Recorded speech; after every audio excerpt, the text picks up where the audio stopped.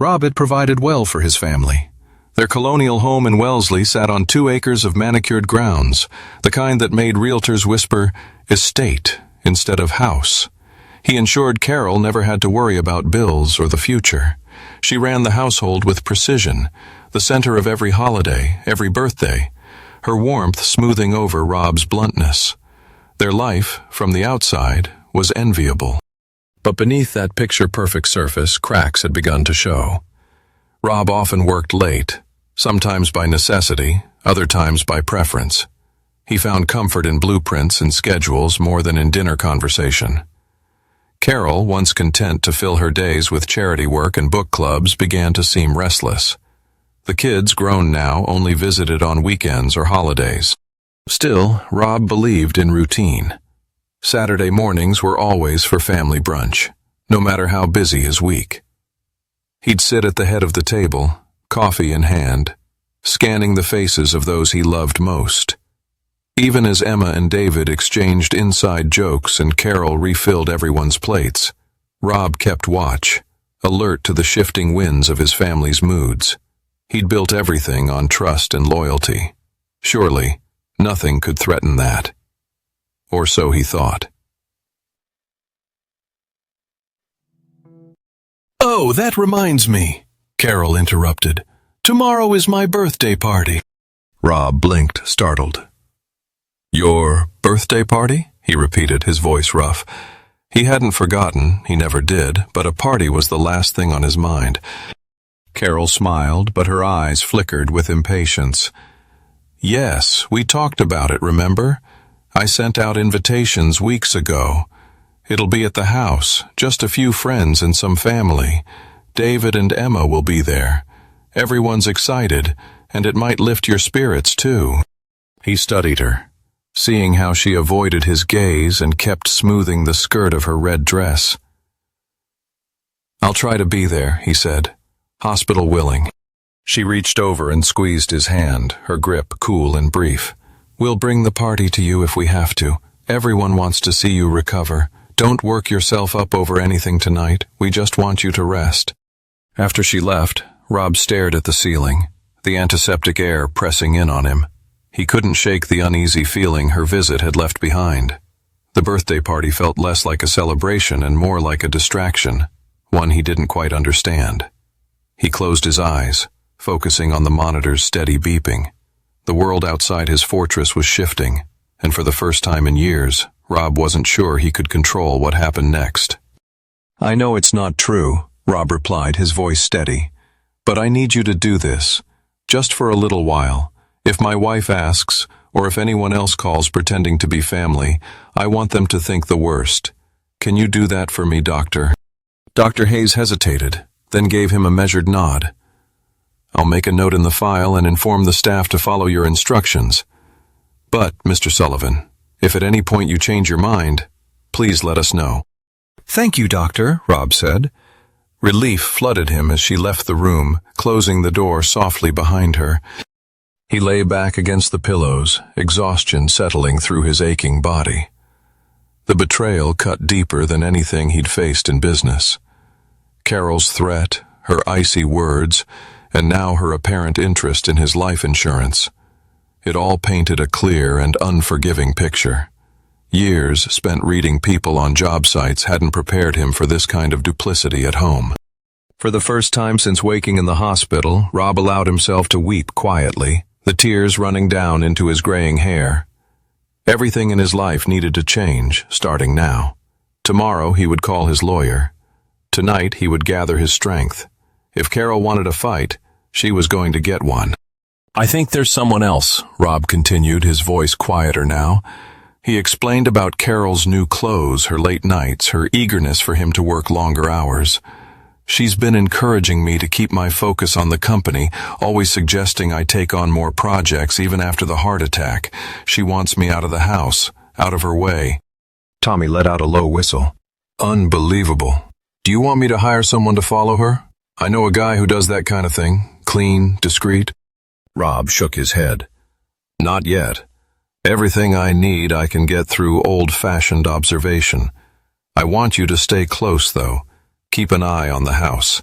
If anything happens to me, you call David and Emma right away, and our lawyer. Don't let Carol get ahead on anything." Tommy nodded, eyes fierce with determination. "You got it, Rob. I'll watch her like a hawk. And don't worry about the company. I'll swing by the sites if you need a trusted face present." "Thanks, Tommy. I always knew I could count on you, even if you make life complicated sometimes." Tommy grinned ruefully. "That's what brothers are for, eh? Just hang in there. We'll get through this." Rob managed a faint smile. For the first time since the heart attack, a sliver of hope cut through the fear. With Tommy on his side, he might just have a fighting chance. Now the game was to play weaker than he was, to let Carol's plot unravel on its own. David nodded immediately. "Of course, Dad. I'll spend more time at the house, make sure she's okay. If there's anything specific you want me to look out for." Rob managed a tired smile. "Just keep your eyes open, that's all. If you see anything strange, let me know. And don't tell your sister about this just yet. I don't want her to worry. We'll handle things for now." "Understood," David replied, gripping his father's hand. "We'll get through this together, Dad. I promise." Instructional calls. Rob squeezed his son's hand, grateful for the reassurance.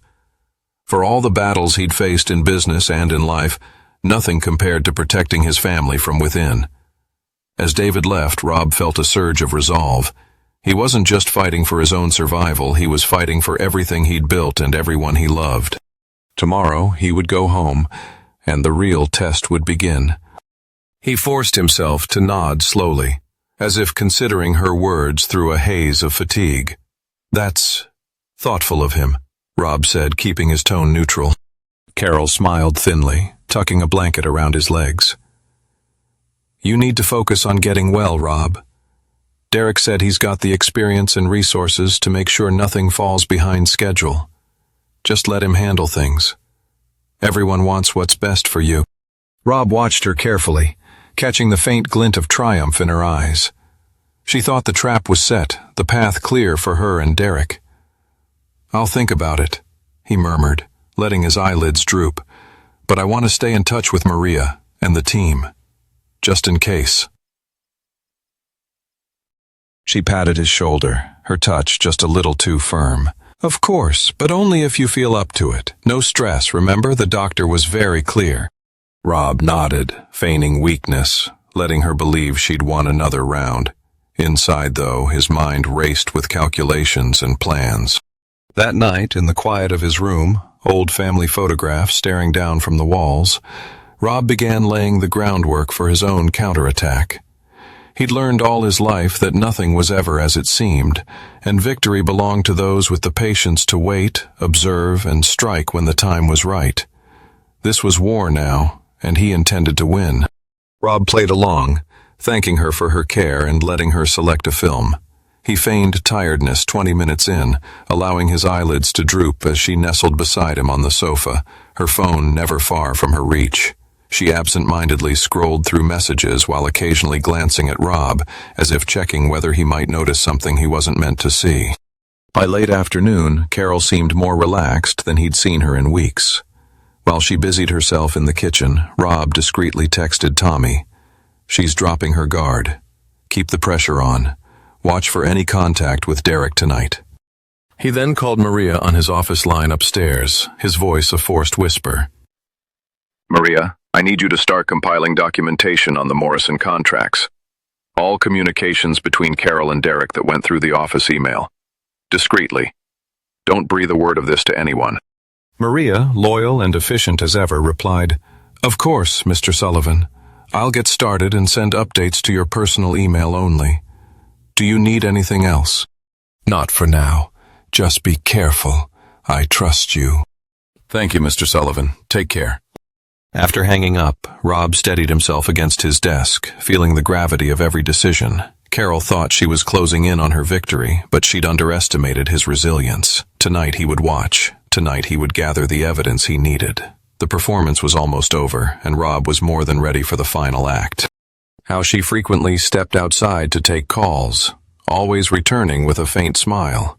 How she seemed to be counting down the hours until Monday, her eyes gleaming with a triumph she couldn't quite conceal. Rob played his part, feigning weakness and gratitude for her attentions. He let her fuss over him, all the while observing her every move. He knew she was close to making a mistake, and when she did, he would be ready. Sunday passed in a blur of forced rest and careful observation. Carol's behavior grew more erratic, her excitement barely contained. She paced the house, her phone never far from her side, and frequently stepped outside for whispered conversations. Rob could almost see the gears turning in her mind, the plans falling into place. As the sun began to set, casting long shadows across the living room, Carol's phone rang again. She answered it, her voice barely above a whisper. "Yes, everything is set. He's weaker than ever. Tomorrow, it will all be over. I can't wait to see the look on his face when he realizes he's lost everything." Rob's heart pounded in his chest, but he kept his expression neutral. He had the evidence he needed, and now he would strike. Tomorrow, the game would change, and Carol would finally understand the true depth of her mistake. "I do," Carol replied, trying to sound earnest. "Derek can help us out of this bind, Rob. At least talk to him and see what he suggests. You have nothing to lose." Rob sipped his coffee, eyes cool over the rim. "I'll think about it. Maybe you're right. Maybe I should let someone else handle things while I recover." She smiled, but tension lingered at the corners of her mouth. "It's just a conversation, Rob. You need to focus on getting stronger."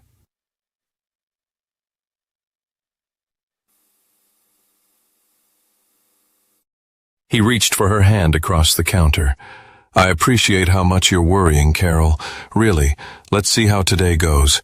Maybe I'll call Derek, maybe I'll call the bank. I can't just let everything slip away." She gave his hand a gentle squeeze and excused herself, heading upstairs, phone in hand. As she left, Rob watched the lines in her posture, noting the briskness in her step, the anticipation. She was ready for phase 2, certain victory was close. Rob picked up his own phone as soon as she was out of sight. First, he called Tommy. "Did you see anything else last night?" "Yeah," Tommy replied. "She was with Morrison all right. Didn't leave his place till almost 3. "That's all I needed to know," Rob said, his voice steely. "Stay by your phone. I'll call you if I need backup." By the time Carol returned downstairs, dressed carefully and tension erased from her features, Rob was at the dining table, papers spread before him. The trap was set. It was only a matter of time now before Carol and Derek stepped right into it. Rob's jaw tightened, a simmering fury trying to break through his practiced calm. "Did you give him anything, Tommy? Anything real?" Tommy shook his head, shame written in every crease of his face. "I tried to stall Rob. I told him a few minor things, stuff he could have found out on his own, but nothing major, nothing that would actually hurt the company, I swear. I thought I could buy myself some time. I'm so sorry, Rob." Rob leaned back, drawing a slow breath. The betrayal stung, but he could see the desperation behind Tommy's choices. "You should have come to me." "I know," Tommy mumbled, looking at the table, his hands trembling around his coffee cup. "I'm in over my head. But Rob, I haven't told him anything that he can't already figure out from public records. I promise."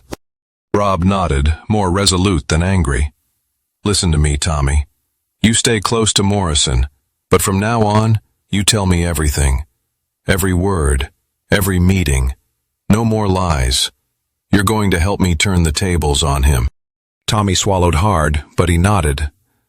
"You got it, Rob. I owe you. I'm with you all the way on this." Rob stood. "We're going to walk into that meeting at Morrison's office today, but we'll be ready. Watch Carol and watch Morrison closely. Whatever they think is about to happen, I'm ending it before they even see it coming." As they left the cafe, Rob felt the weight of his brother's betrayal settle into determination. This war was bigger than business now.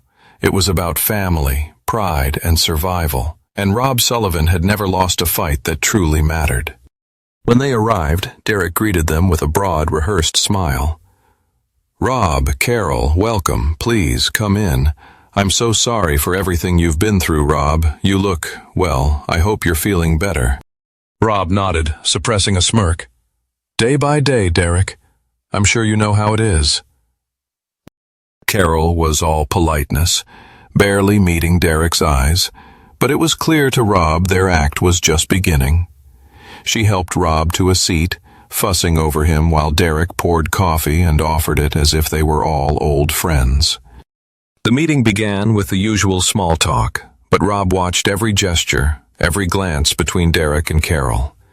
He could practically feel the tension in the room, the eagerness on Derek's part, the thin layer of anxiety on Carol's. "So," Derek started, taking a seat behind his imposing desk, "let's talk about Riverside. I understand things are a bit up in the air with Sullivan and Associates. I want you to know I'm here to help whatever you need. Transitions like this can be tough, but I have the experience to see the project through." Rob let Derek's confidence hang in the air for a moment, then nodded slowly. "I appreciate that, Derek. It means a lot given, everything." Derek offered a reassuring smile. "We're all builders at heart, Rob. We help each other when we can." Out of the corner of his eye, Rob saw Carol silently watching, her breath almost held in anticipation. He leaned forward just enough to appear genuine. "Well, let's make sure everyone benefits from this transition, shall we? I don't want my family left out in the cold." Carol reached for Rob's hand on the table, squeezing it with almost theatrical concern. Derek glanced at her, a spark of something quickly flickering across his features. As the conversation continued, Rob subtly steered the discussion towards topics Carol wouldn't have anticipated: minor financial details, old construction regulations, issues with municipal contracts. Derek kept up, but Rob could tell he was getting frustrated. Carol, out of her depth, stayed painfully silent. Just before the end of the meeting, Harold Steinberg arrived, a trim man with steel-gray hair and a briefcase in hand. "Sorry to interrupt, Rob," he said cheerfully, "but we need you to sign a couple of urgent documents." Rob used the distraction to glance at Carol and Derek together. Harold placed the papers in front of Rob, who signed them with slow, deliberate purpose. "Just some final arrangements, Derek. You know how these things go." Derek nodded, masking his impatience. Rob stood. "Thank you for your time, Derek. I'll be in touch about the contract once I hear from my doctor." As they took the elevator down, Rob caught the quick, panicked rise of Carol's breathing. She knew something in the balance of power had shifted, and Rob, battered but unbroken, allowed himself the smallest, most dangerous smile. The end game had begun. "Take the night. Talk it over together. We can finalize everything tomorrow, if that works for you." Derek's tone was gentle, but Rob heard the eager undercurrent. He was ready to close this deal, to capitalize on Rob's supposed vulnerability. Rob gave him a weary, grateful look. "I appreciate your patience, Derek. A lot to think about, so, yes, let's revisit tomorrow. I'll talk to my lawyer and see what my doctor says." Carol squeezed his hand, her expression carefully composed but with a flicker of triumph in her eyes. "Thank you, Derek. We really appreciate your help." As they left the office, Rob felt Derek's gaze following them all the way to the elevator. Carol remained silent, her grip on Rob's arm just a little too tight. And in the mirrored elevator wall, Rob watched her reflection, a woman on the precipice of victory, convinced the finish line was in reach. When they got to the car, Carol finally broke the silence. "He really is offering us a lifeline, Rob. I think we should move quickly on this, before he changes his mind." Rob buckled his seatbelt slowly, looking out at the city skyline. "We'll talk it over tonight. But we have to be careful, Carol. A deal like this, if we rush, we could lose everything." She nodded, though impatience simmered just beneath the surface. Driving home in silence, Rob's thoughts were already spinning. Derek Morrison and Carol thought they'd won. But tomorrow, when all the players gathered, they were going to learn just how wrong they were. When Rob emerged from the clinic, he looked every bit the part. Pale, haunted, moving with just enough unsteadiness for anyone watching to see a man close to collapse. Dr. Hayes gave him a reassuring pat on the arm, her voice gentle but loud enough for the waiting room and anyone who might be recording to hear. Mr. Sullivan, no exertion today. Rest as much as possible. We need to adjust your medications again. I'll call you this evening to check in. Rob nodded, murmured his thanks, and walked slowly to his car. Once inside, his hands trembled, not from illness, but from adrenaline. This was it. This was the day he reclaimed his life from the people who thought they could steal it. Driving home, Rob rehearsed what he needed to do. He checked his phone. Harold and Tommy had both sent coded updates. Everything was aligning perfectly. This time, the trap would catch everyone who deserved it.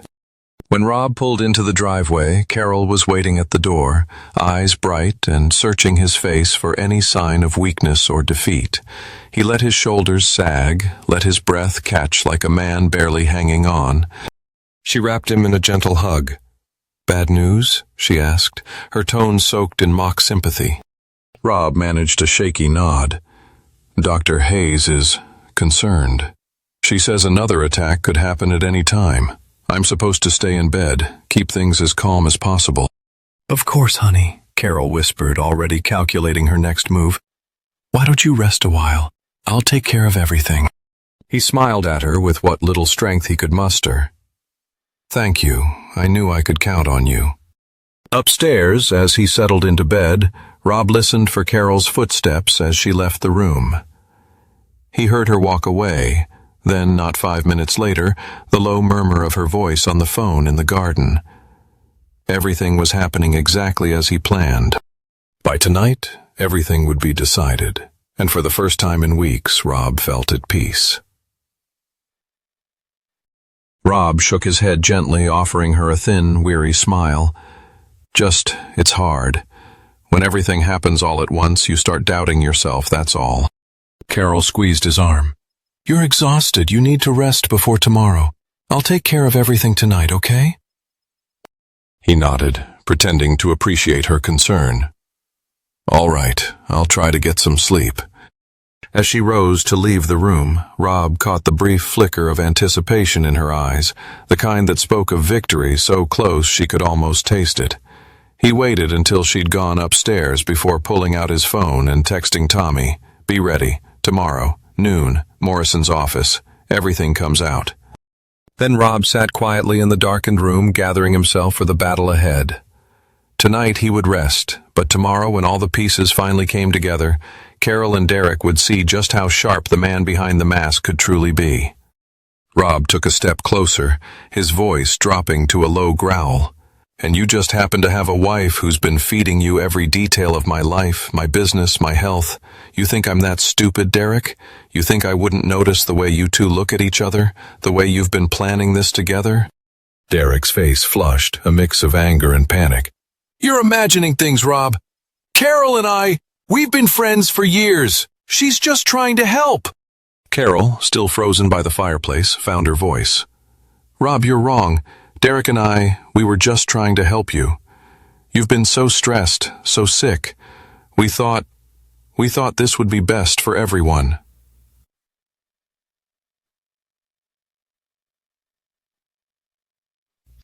Rob's eyes narrowed as he turned to her.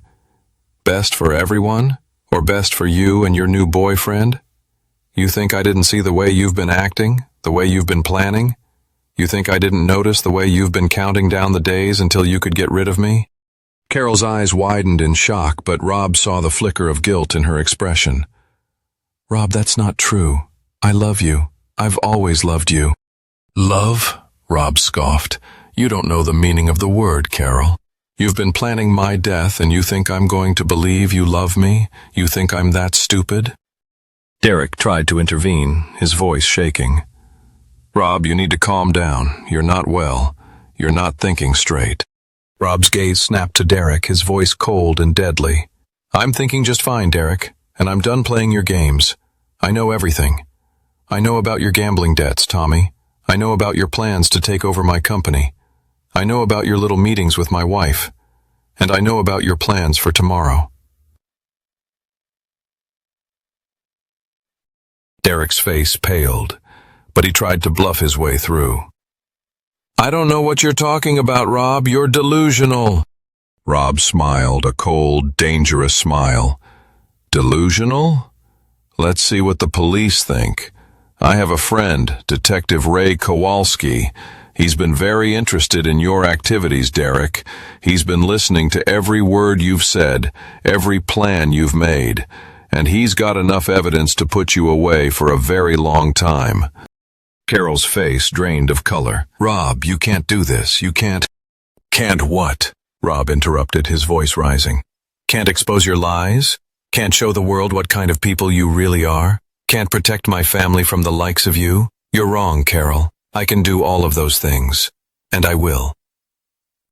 Rob turned to Derek, his voice steady and calm. Tomorrow at noon we'll be at your office. You, me, Carol, and my lawyer. We'll sign the papers, and then we'll call the police. And Derek, if you try anything, if you even think about trying to hurt my family, you'll regret it. You understand me? Derek nodded, his face a mask of defeat. I understand, Rob. I won't do anything, I swear. Rob's gaze shifted to Carol, his voice softening just a fraction. And you, Carol, you're going to sign the papers, and then you're going to leave. You're going to leave my house, my company, and my life, and you're never going to come back. Do you understand me? Carol's eyes filled with tears, but Rob saw the anger and frustration beneath the surface. I understand, Rob. I'll do whatever you want. Rob nodded, satisfied. Good. Then let's get this over with, tomorrow at noon. And Carol, Derek, don't even think about trying to run. I'll find you, and I'll make sure you pay for everything you've done. With that, Rob turned and walked out of the house, leaving Carol and Derek to stare at each other in stunned silence.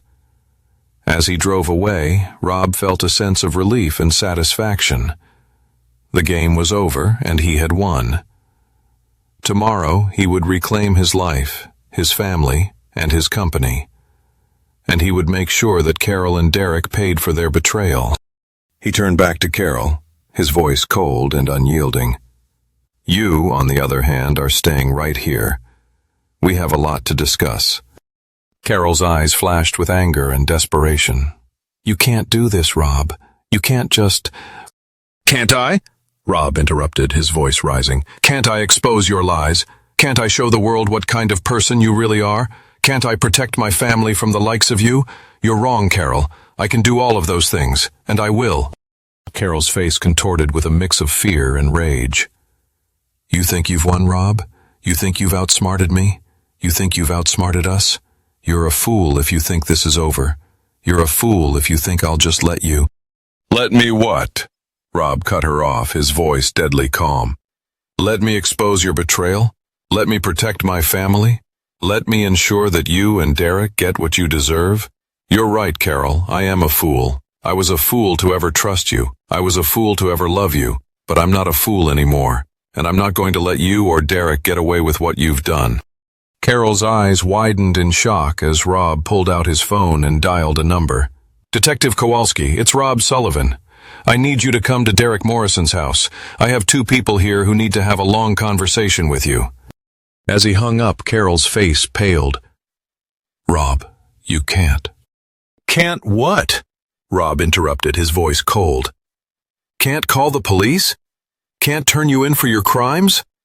Can't make sure that you and Derek pay for what you've done? You're wrong, Carol. I can do all of those things. And I will. Just then, the sound of police sirens filled the air, growing louder as they approached the house. Carol's face drained of color, and she took a step back, her eyes wide with terror. It's over, Carol, Rob said softly. It's finally over. And tomorrow when we sign those papers, you're going to leave my life forever. And you're never going to come back. As the police burst through the front door, Rob stood tall and unyielding, his eyes fixed on Carol. He had won. He had outsmarted them both, and he would make sure that justice was served. Better than I expected, Rob replied, gesturing for the detective to sit. The house feels different, lighter. Kowalski nodded, taking a seat. That's often how it goes. When the truth comes out, it can feel like a weight lifted. But it's also just the beginning. You've got a long road ahead, Rob. The legal process, the media attention, the fallout with your kids. It's not going to be easy. Rob leaned back in his chair, his expression resolute. I know, but I'm ready for it. I've been ready for a long time. I just needed the right moment to strike. Kowalski pulled out a notepad, flipping through his notes. We've got enough to hold Carol and Morrison for a while. The recordings, the financial documents, the witness statements, it's all there. But we need your testimony to seal the deal. Are you prepared to do that?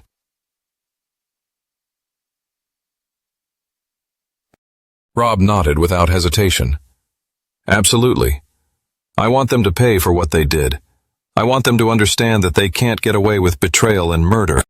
Kowalski made a note, then looked up at Rob. There's something else. We found evidence that Morrison had been working with someone else, someone higher up in the construction industry, someone who's been trying to take down Sullivan and Associates for years. Rob's eyebrows raised. Who?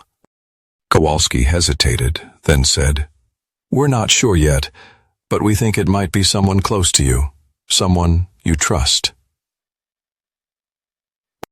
Rob's mind raced, but he kept his expression neutral.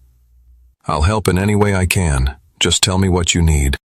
Kowalski nodded, satisfied. We'll be in touch. For now, just focus on taking care of yourself and your family. The legal process will take time, but we'll make sure justice is served. As Kowalski left, Rob sat alone in his study, the weight of the past week settling over him.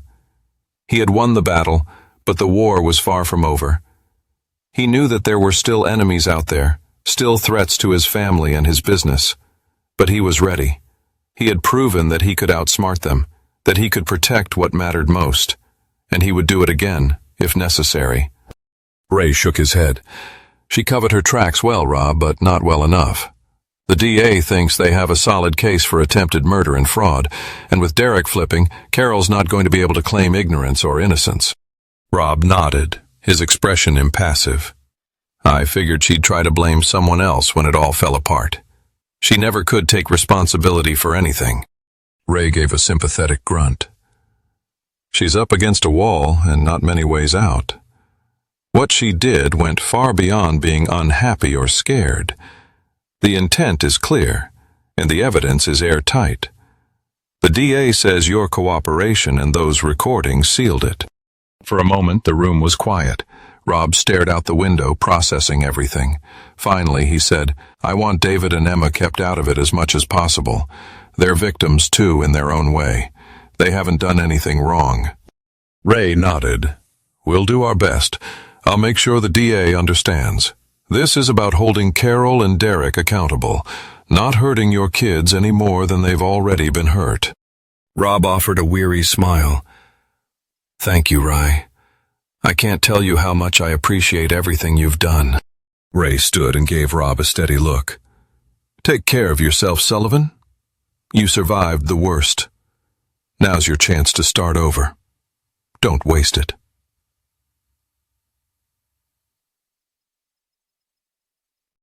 After Ray left, Rob sat in the quiet study, the storm outside finally passing.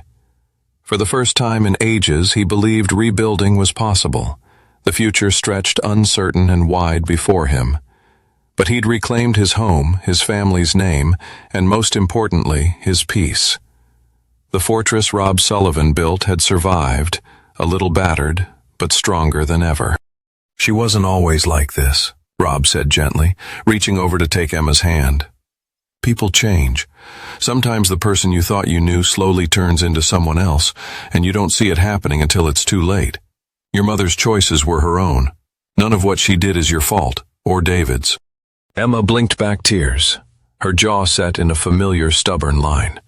I just don't get it. Didn't she love us? Didn't she love you? Rob swallowed, pain flashing across his features. For a long time, I believe she did. Or maybe she just loved the life we built together, the comfort, the security. But somewhere along the way, something inside her changed. She let bitterness and ambition take over, and then it became about what she wanted, no matter who it hurt. Emma nodded, wiping her eyes. I'm sorry, Dad. For everything. There's nothing for you to be sorry about, Rob said warmly. Just promise me you won't let this define you. We're Sullivans. We rebuild. We move forward.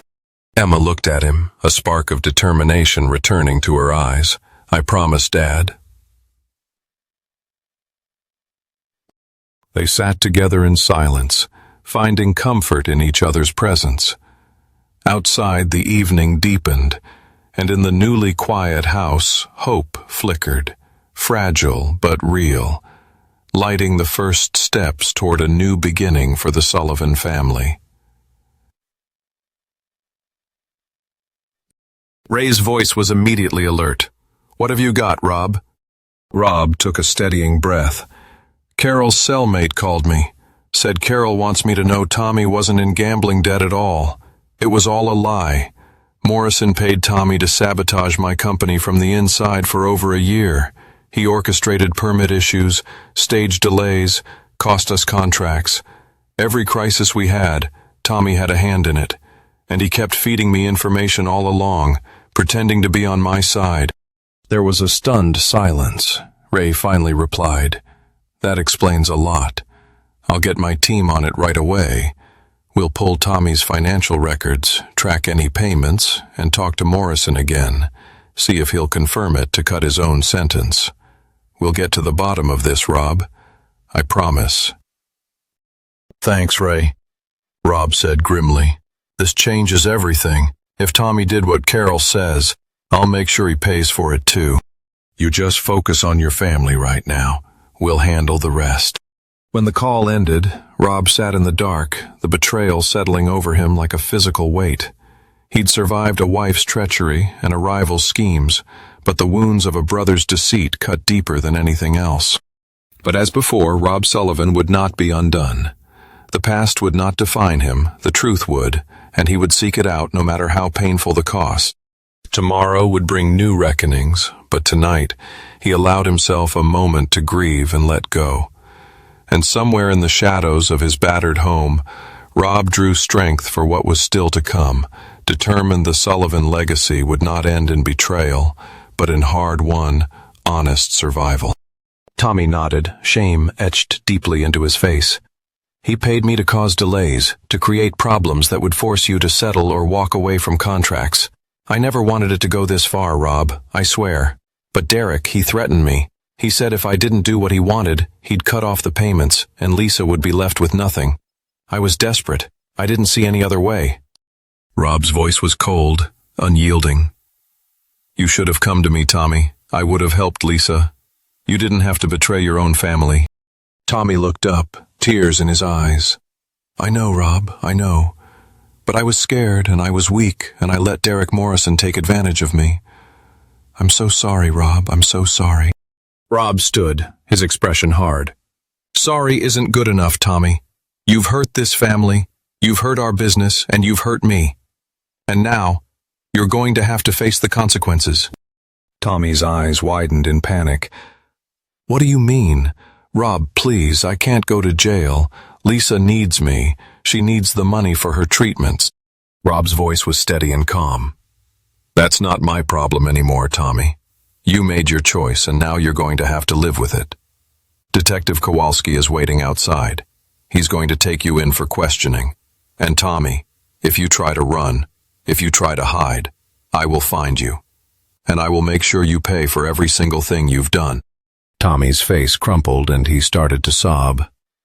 "Rob, please, don't do this. I'm your brother. I'm family." Rob's expression didn't change. "Family doesn't betray family, Tommy. And you did. You chose money over loyalty, and now you're going to have to face the music." As Rob turned to leave, Tommy called after him, his voice desperate. "Rob, wait. Please. I'll do anything. I'll pay you back every penny. I'll work for free for the rest of my life. Just don't turn me in." Rob paused at the door, his back to Tommy. "It's too late for that, Tommy. You should have thought about that before you started working with Derek Morrison. You should have thought about that before you started sabotaging my business, and you should have thought about that before you started lying to my face." With that, Rob walked out of the apartment, leaving Tommy to his tears and his regrets. As he stepped out into the cold rain, Rob felt a sense of finality. The betrayals were over, the lies were exposed, and the truth was out. And now it was time for justice. Rob's gaze was steely but not unkind. Lisa deserves better than this, Tommy. Maybe now she'll get the help she really needs. I tried to give you a second chance. You threw it away. Tommy's shoulders sagged as the officers guided him out of the apartment, their footsteps harsh against the faded linoleum. The sorrow in his brother's eyes was the final wound, a wound no amount of money, apologies, or time would heal. As Detective Kowalski lingered a moment, he laid a heavy hand on Rob's shoulder. This was the only way, Rob. Sometimes, blood isn't enough. Rob nodded, a hollow ache echoing deep in his chest. I know, Ray. But it's all gone now. All of it. Ray offered a brief nod and followed the others out the door, leaving Rob alone amid the detritus of a life wasted and a bond broken beyond repair. Enter his brother's battered living room. Rob felt both Leatherender's attempt, lighter and infinitely more weary.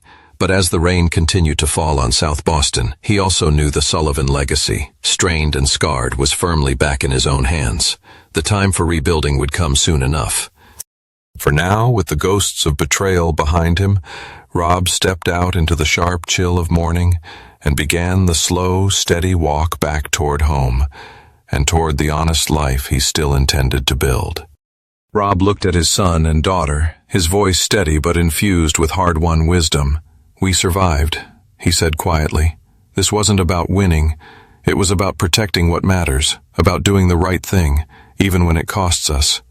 We lost a lot, but we learned more. The Sullivan name still stands. Your futures, our company, everything we've built together. It's ours to shape now. No more secrets, no more lies.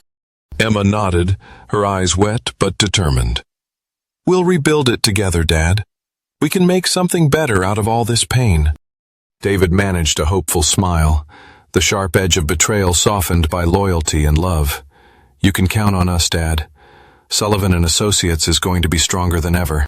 Rob felt a surge of pride that had nothing to do with money or contracts, but with family, resilience, and the hard, honest work that would always set them apart. As the fading afternoon sun lit the office with a golden glow, Rob knew the true legacy he was passing on. Strength in the face of adversity, courage in the face of betrayal, and the unwavering belief that in the end, what truly matters is what you build for those you love.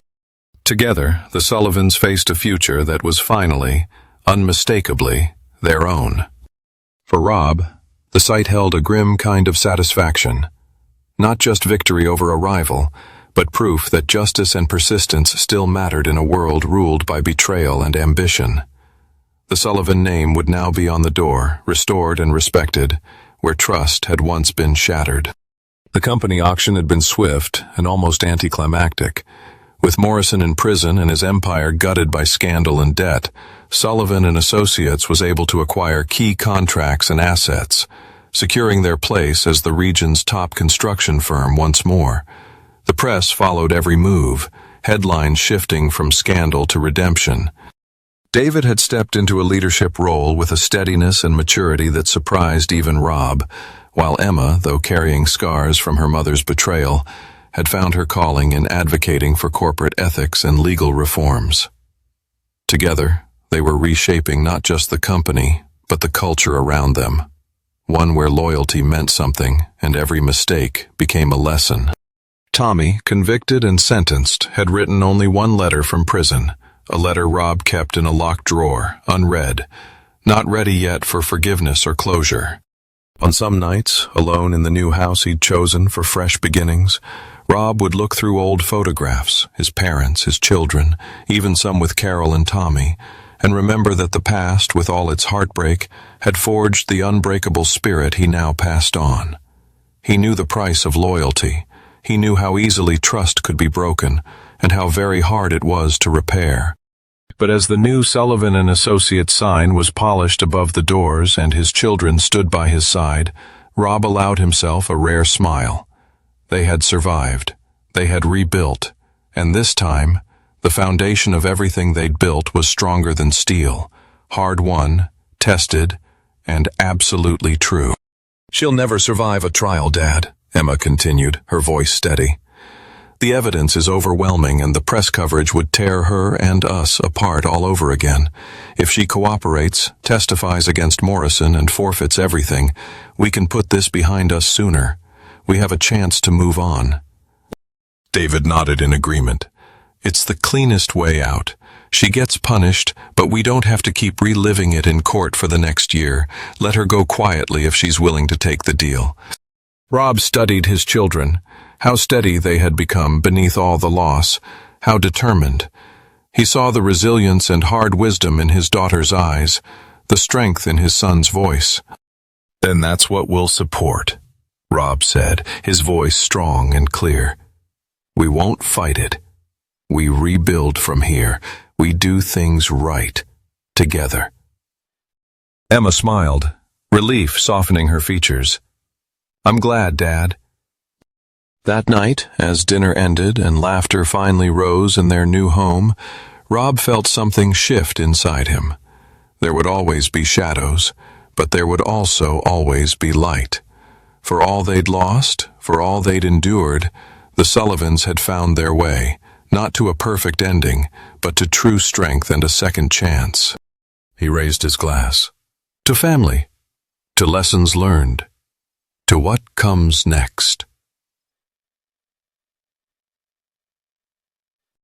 They clinked their glasses, the sound ringing bright and hopeful in a house built on honesty, respect, and the unbreakable bonds of those who choose, again and again, to stand together, no matter the storm. Inside, Tommy's shaky scrawl filled a single page. "Rob, if you're reading this, you know I couldn't see a way out anymore. I'm sorry, truly sorry. There aren't words enough for everything I owe you and everything I destroyed. I thought I was making choices for Lisa, but in the end, I ruined what really mattered. You warned me so many times, but I didn't listen. You were always the strong one, the one who built things, real things, lasting things. All I ever managed to build was trouble. I hope you can forgive me one day, though I know I don't deserve it. Tell David and Emma I'm sorry for what I took from them, what I took from you. Tell them family should have been everything.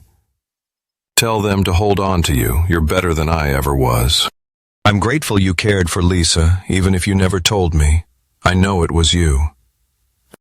Maybe, if there's something after this, I'll finally get it right. Goodbye, Rob. Protect the Sullivans. Your brother, Tommy." Rob folded the letter carefully, his hands trembling. There was nothing more to say. No words could undo the past or mend the wounds Tommy had left behind. But as Rob looked down at his brother for the last time, some of the bitterness eased. He felt sorrow, yes, but also acceptance, a closing of the circle they had both drawn with choices, regrets, and, ultimately, love. He left the morgue in the soft gray light of dawn, carrying a letter and a new understanding of what forgiveness truly meant. Maybe, in some other life, they'd have gotten it right. Here, Rob was left with a legacy to protect and a future still unwritten, forged from pain, resilience, and the unbreakable strength of family. The end. He waited as the phone rang, his mind heavy with thoughts of forgiveness and the cost of armor built over a lifetime. When Emma answered, her voice was quiet but clear. "Hi, Dad." "Hey, Em. I wanted to let you know about Uncle Tommy's funeral. It'll be small, just us. If you and David want to come. No press, no spectacle." There was a brief silence before Emma replied, "I'd like that. I think David would too. Uncle Tommy made terrible choices, but he was still family." Rob felt something unwind inside him, a tension easing. Yeah, he was. He hesitated, searching for words that wouldn't come off as weakness. "Listen, Emma. Be careful about how much you harden your heart. I've spent my life building walls, thinking that was the only way to keep us safe. But sometimes forgiveness matters, maybe even more than winning."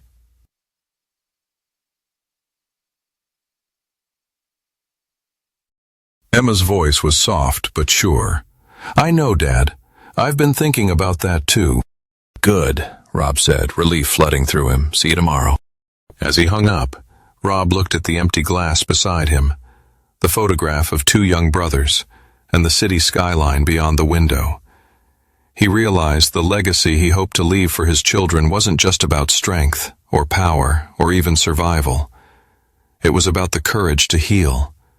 Trust, once broken, would never be easy to rebuild. But with every new sunrise, it was worth trying. For the first time in a long while, Rob allowed himself hope for the future. A future not built on suspicion, but on the hard, honest work of making things right, one choice at a time. Next time, with a new tale. Rob Sullivan had won the war for his legacy, his family name, and his business. Yet as the seasons changed outside his window, and the city continued on beneath him, he understood the true burden of his victory. Strength and resilience had carried him through a storm of betrayal, but at a cost that would echo through the rest of his days. The Sullivan family would endure, wiser, tougher, and forever changed. In the end, Rob realized that survival was not always about being unbreakable, but about carrying the scars with dignity and never letting go of hope for something better, even when surrounded by loss. And so, alone in the quiet of his fortress, Rob Sullivan glanced at a photo of two grinning boys with sore knuckles and dreams as high as the trees, holding on to the memory of the love that shaped him and the lessons he would pass on. The end.